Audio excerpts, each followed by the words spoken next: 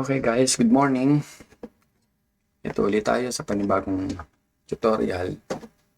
Ang gagawin natin ngayon is extend, trim, and mirror commands. Kung paano mag-execute ng tatlong commands na yon. Okay? Let's start. Una, gagawa muna tayo ng line. Line. Tapos, ang gagawin natin dito, i-extend natin. So, saan natin i-extend yan? Kasi walang boundary. So, di ba? Mag-create tayo ng boundary. So, tayo ng line. Ayan.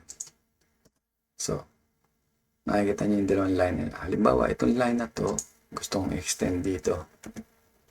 Ano ang command dyan? Ang command dyan, extend. So, type natin EX. Ang command ng extend is EX. Then, enter. Ayan. Natanong ka ng select object or select all. Karaniwan yan, ang tinatanong yung boundaries. So, select natin yan. Tapos, right click.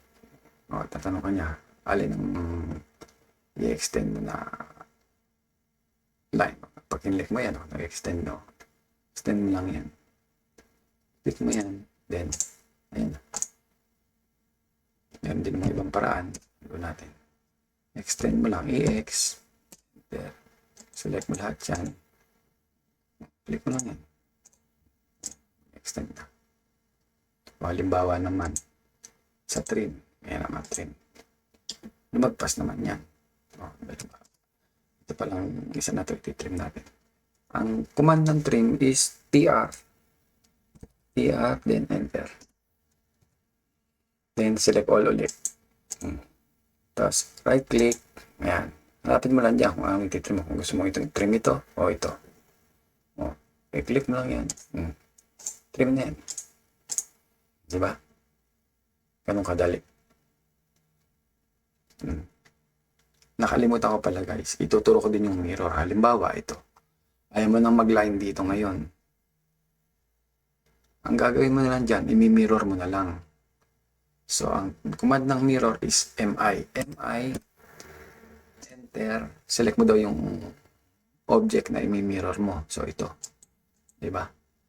Ibig sabihin ng mirror, parang salamin yan eh. Kung ano yung nakikita mo dito, makikita mo rin dito sa kabila. Diba? Kung halimbawa, ito yung nakikita mo yan. Makikita mo rin dito sa kabila yan. So, right click ka. Right click.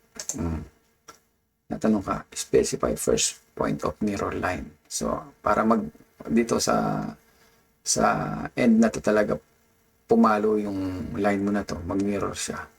Ang reference ng mirror line mo is middle, itong line na to, yung vertical. So, pick point, tapos i-drag mo lang yan dito. Ayan, i-drag mo lang yan. Nagmi-mirror na siya. So, click mo ulit, then enter. Mirror na siya. Diba? Tapos yung kabila naman, halimbawa, ito naman. MI ka din. MI, then enter. Select yung object. So, pick. Then, right click. Tapos, midpoint ulit nito. So, sa halip na papunta, pick mo muna. Sa halip na papunta dito, pataas naman ang gagawin mo dyan para mag-mirror. Tinaas ko yan. Nag-mirror siya. Pick. Then, enter. Mirror na. Diba? Yun lang, guys, ang paggawa ng extend, trim, at mirror. Diba? Ulitin natin para maintindihan nyo.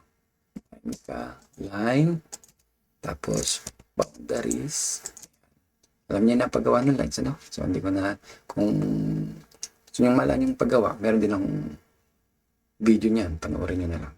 So, extend, EX, select boundaries, o select mo lahat ng objects, right click, select mo yung line na i-extend mo, syempre ito yung putol eh. So, enter, enter. Ganun din naman, pag trim, trim, TR, enter, select all, right click, laging right click ko, right click sa mouse, then select nyo kung alin titrim nyo. Ayan. Alin si dalawa. Then enter. Select and enter. Then, mirror uli. Pag mirror, kagaya sabi ko, MI, enter, tapos select objects na imi-mirror, pick, then, right click, then, middle nung boundary line mo, ito, middle nito, ayan. Tapos, hilahin mo yung mouse pa-horizontal, ayan. Hindi pa vertical, pa-horizontal. Nakikita nyo naman, pag iniikot mo yan, makikita mo kung saan yung palo nung mini-mirror mo. Pag dito pumupunta yan. Pag diyan.